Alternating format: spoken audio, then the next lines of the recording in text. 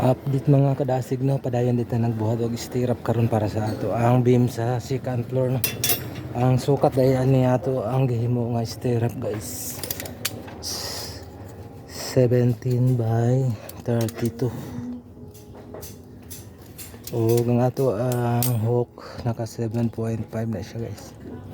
Mano siya ang hook nga naka 135 degrees.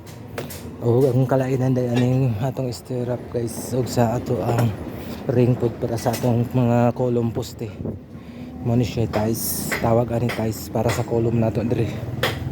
Og ang ato ang kani mano siya stirrup tawag.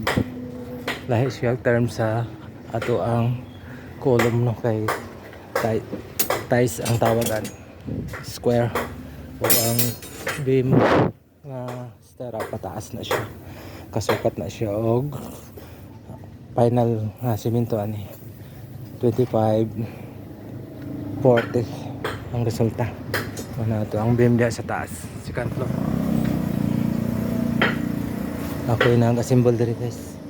Dapat mag-assemble sa mga stirrup isa lang ang matira, kaya parehara tanan ang pag-assemble.